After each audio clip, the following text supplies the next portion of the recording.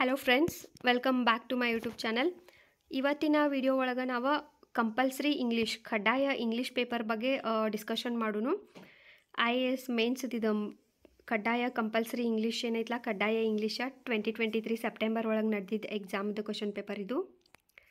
So ನಿನ್ನೆ ನಾನು compulsory Kannada ಒಂದು ಡಿಸ್ಕಷನ್ ಮಾಡಿದ್ನಿ. ಇವತ್ತು ನಾವು ಕಂಪಲ್ಸರಿ ಇಂಗ್ಲೀಷ್ ಬಗ್ಗೆ ನೋಡೋಣ. ಇಲ್ಲ ನಾ ಕ್ವಶನ್ ಪೇಪರ್ ಏನು ಸಾಲ್ವ್ ಮಾಡೋದಿಲ್ಲ, ಬಿಕಾಸ್ ಅದು ಟೈಮು ಭಾಳ ತೊಗೋತೈತಿ. ಆ್ಯಂಡ್ ನನ್ನ ಕಡೆ ಸದ್ಯಕ್ಕೆ ಡಿಜಿಟಲ್ ಬೋರ್ಡ್ದು ಫೆಸಿಲಿಟಿ ಆಗಿರ್ಬೋದು ಆ್ಯಂಡ್ PDF ಎಲ್ಲ ಮಾಡಿ ಅದೆಲ್ಲ ಅರೇಂಜ್ ಮಾಡೋಕೆ ಸ್ವಲ್ಪ ಟೈಮ್ ಕಡಿಮೆ ಇರೋದ್ರಿಂದ ಸೊ ಇಲ್ಲೇ ಸ್ಕ್ರೀನ್ ರೆಕಾರ್ಡನ್ನು ಮಾಡ್ಲಿಕ್ಕತ್ತೇನೆ. ಹಿಂಗಾಗಿ ಕ್ವಶನ್ ಪೇಪರ್ ಸಾಲ್ವ್ ಮಾಡತ್ತಿಲ್ಲ, ಜಸ್ಟ್ ಡಿಸ್ಕಷನ್ ಮಾಡ್ಕೊತ ಹೊಂಟೇನೆ ಅಷ್ಟೇ, ಒಂದು ಐಡಿಯಾ ಬರಲಿ ನಿಮ್ಗೆ ಯಾವ ಥರ ಇರ್ತದ ಪೇಪರ್ ಅಂಥೇಳಿ.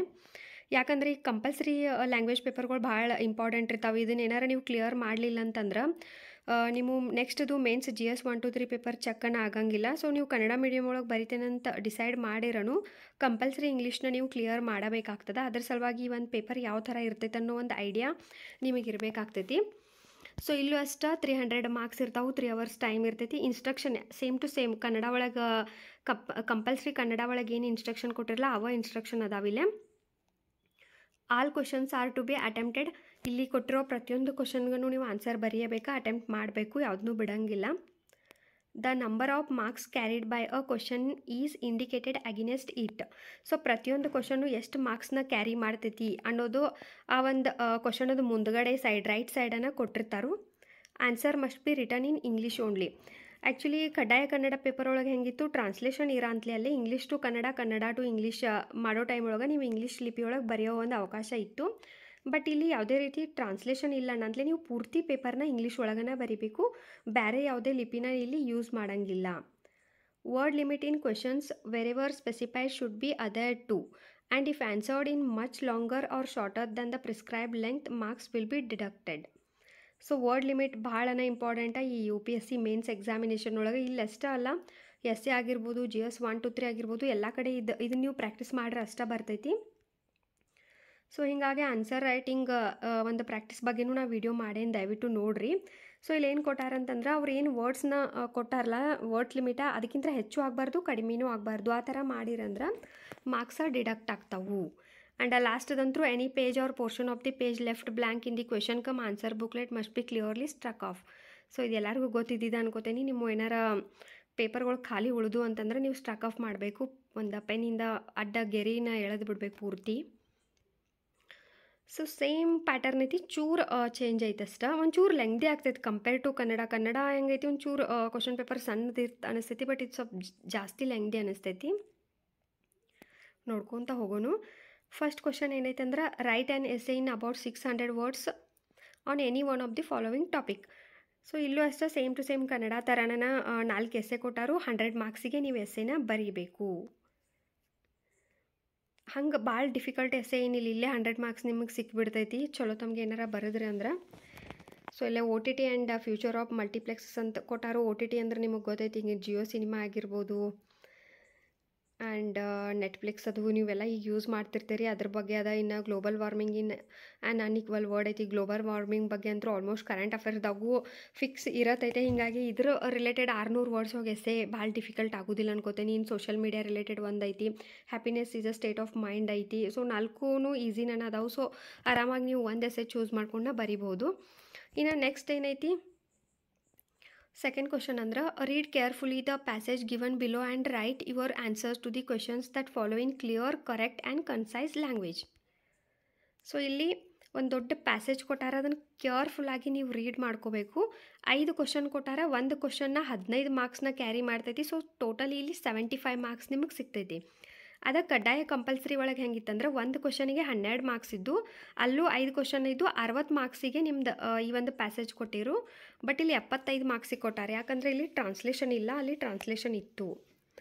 ಸೊ ಪ್ಯಾರಾಗ್ರಾಫ್ನ ಸ್ವಲ್ಪ ಕೇರ್ಫುಲ್ಲಾಗಿ ನೀವು ಓದಬೇಕು, ಯಾಕಂದ್ರೆ ಸ್ವಲ್ಪ ಲೆಂಗ್ದಿ ಇರ್ತಾವೆ ಅನ್ನಂತಲೇ ಸ್ವಲ್ಪ ಕನ್ಫ್ಯೂಷನ್ ಅದು ಮಾಡ್ಕೋದ್ಲೆ ಒಂದು ಸಲ ಬಿಟ್ಟು 2 ಸಲ ಓದಿ ಆಮೇಲೆ ನೀವು ಆನ್ಸರ್ ಬರೀರಿ.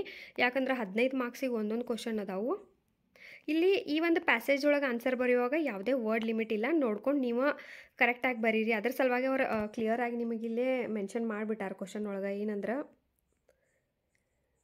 Clear, correct and concise language. So ಕ್ಲಿಯರಾಗಿ ಕರೆಕ್ಟಾಗಿ ಕನ್ಸೈಸ್ ಲ್ಯಾಂಗ್ವೇಜ್ ಒಳಗೆ ಬರೀರಿ ಅಂತ ಕ್ಲಿಯರ್ ನಮಗೆ ನಿಮಗೆ ಕೊಟ್ಬಿಟ್ಟಾರೆ, ವರ್ಡ್ ಲಿಮಿಟ್ ಇಲ್ಲ ಅಂತಲೇ. ಇನ್ನು ನೆಕ್ಸ್ಟ್ 3ನೇ question, make a precis of following passage. So ಇಲ್ಲಿ ಅಗೇನ್ 1/3 ಮಾಡ್ಬೇಕು, ನೀವು ಸಮರಿ ಬರೀಬೇಕು. ಇದು ಕನ್ನಡ ಒಳಗಿತ್ತು, ಅಲ್ಲೂ ಅಷ್ಟು 60 ಮಾರ್ಕ್ಸ್ ಸಿಗಿತ್ತು, ಬಟ್ ಇಲ್ಲಿ 75 ಮಾರ್ಕ್ಸ್ ಸಿಗದ. ಸೊ ಒಂದು ಲೆಂಗ್ದಿ ಪ್ಯಾಸೇಜ್ನ ಕೊಟ್ಟಾರ, ಅದನ್ನು ಕೇರ್ಫುಲ್ಲಾಗಿ ರೀಡ್ ಮಾಡಿ ಅದರದ್ದೊಂದು ಸಮರಿನ ನೀವು ಬರಿಬೇಕು, 1/3 ಒಳಗೆ ಕನ್ವರ್ಟ್ ಮಾಡಬೇಕು. ಸೊ ಇಲ್ಲಿ 885 ಶಬ್ದದೊಳಗೆ ಬರಿಬೇಕು. ಕನ್ನಡ ಒಳಗೆ ನಿಮಗೆ 305 ಏನೋ ವರ್ಡ್ಸ್ ಒಳಗೆ ಬರೆಯಕ್ಕೆ ಕೊಟ್ಟಿದ್ರು, ಬಟ್ ಇಲ್ಲಿ 885 ವರ್ಡ್ಸ್ ಒಳಗೆ ಬರಿ ಅಂತೇಳಿ ಕೊಟ್ಟಾರ. ಅದ್ರ ಸಲುವಾಗಿ ಈ paper compared to compulsory Kannada ಇದೊಂಚೂರು ಲೆಂಗ್ದಿ ಅನ್ಸಾತೈತಿ. ಇನ್ನು ಗ್ರಾಮರನ್ನು ಅಷ್ಟೊಂದು ಸ್ವಲ್ಪ ಜಾಸ್ತಿನ ಕೊಟ್ಟಾರು. ಫೋರ್ತ್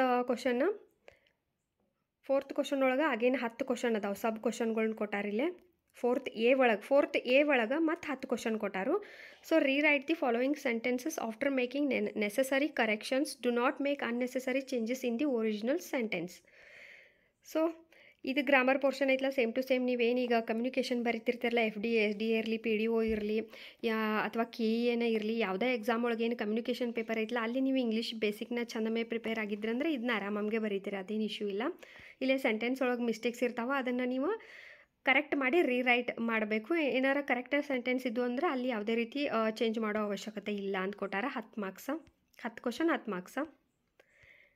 ಇನ್ನು ಫೋರ್ತ್ ಒಳಗೆ ಅಗೇನ್ ಬಿ ಒಳಗೆ ಮತ್ತು 5 ಕ್ವಶನ್ ಅದಾವ.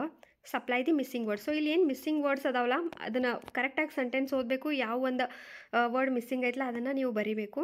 ದೆನ್ ಫೋರ್ತ್ ಸಿ ಒಳಗೆ 5 ಕ್ವಶನ್ ಅದಾವು. Use the correct form of the verbs given in the brackets. So already ಅವ್ರು ವರ್ಬ್ದೊಂದು ಫಾರ್ಮ್ ಕೊಟ್ಟಾರ, ಅದನ್ನು ನೀವು ಬ್ರ್ಯಾಕೆಟ್ ಒಳಗೆ ನೋಡ್ಕೊಂಡು ಕಾಸ ಇಲ್ಲಿ ಏನು ವರ್ಡ್ ಬರ್ತದ ಅದನ್ನು ಕರೆಕ್ಟಾಗಿ ಬರೀಬೇಕು. ಅಂಥ ಪರಿ ಡಿಫಿಕಲ್ಟ್ ಇಲ್ಲ, ಬಟ್ ಲೆಂಗ್ದೇ ಐತೆ ಅಷ್ಟೆ. ಬಿಕಾಸ್ ಕನ್ನಡವಾಗಿ ನೋಡ್ಬೋದು ನೀವು, ಜಸ್ಟ್ 5 ವಿರುದ್ಧಾರ್ಥಕ ಪದ ಕೊಟ್ಟಿರು, ಹಿಗ್ಗು ಕುಗ್ಗು, ಬರೀ ಹಿಗ್ಗು ಮುಂದೆ ನೀವು ಕುಗ್ಗು ಬರೆದ್ರೆ ಸಾಕು 2 ಮಾರ್ಕ್ಸ್ ಕೊಡತ್ತಿರವ್ರ. ಬಟ್ ಇಲ್ಲಿ ಇಂಗ್ಲೀಷ್ ಒಳಗೆ ಹಂಗಲ್ಲ, ಪ್ರತಿಯೊಂದಕ್ಕೂ ಒಂದೊಂದು ಮಾರ್ಕ್ಸ್ ಇಟ್ಟಾರನಂತಲೇ ಸ್ವಲ್ಪ ಲೆಂಗ್ದಿ ಮತ್ತು ಭಾಳಷ್ಟು ಪೋರ್ಷನ್ ಕವರ್ ಮಾಡ್ಯಾರು. Write the antonyms of the following. ಅಲ್ಲೂ ಅಷ್ಟೇ 5 ಕ್ವಶನ್ ಅದಾವು. ಇನ್ನು ಅಗೇನ್ 50 ಒಳಗೆ rewrite the following sentences as directed without changing the meaning. So ಅದ್ರ ಬ್ರ್ಯಾಕೆಟ್ ಒಳಗೆ ಅವ್ರು ಕೊಟ್ಟುಬಿಟ್ಟಾರ. ಅಲ್ಲೂ 10 ಕ್ವಶನ್ ಅದಾವ.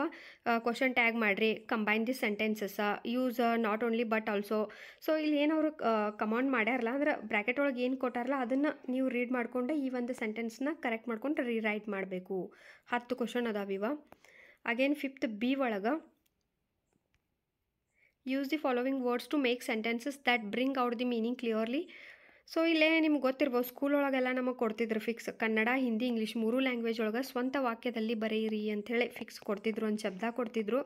ಅದನ್ನು ನಾವು ಸ್ವಂತ ವಾಕ್ಯದೊಳಗೆ ಮಾಡಿ ಬರಿಬೇಕಂಥೇಳಿ ಅದಕ್ಕೆ ಸೇಮ್ 5 ವರ್ಡ್ಸ್ನ ಕೊಟ್ಟಾರ. ಸೊ ಇಲ್ಲಿ ನಾವು ನಮ್ಮ ಸ್ವಂತ ವಾಕ್ಯದೊಳಗೆ ಬರಿಬೇಕು. ಅಗೇನ್ ಇಲ್ಲಿ ಒಂದು ಬ್ರ್ಯಾಕೆಟ್ ಒಳಗೆ ಒಂದು ಇನ್ಸ್ಟ್ರಕ್ಷನ್ ಕೊಟ್ಟಾರು, no marks will be given for vague and ambiguous sentences. So ಸೆಂಟೆನ್ಸ್ನ ನೋಡ್ಕೊಂಡು ಕರೆಕ್ಟಾಗಿ ಬರಿಬೇಕು. ಇನ್ನು again 5th C, choose the appropriate word to fill in the blanks.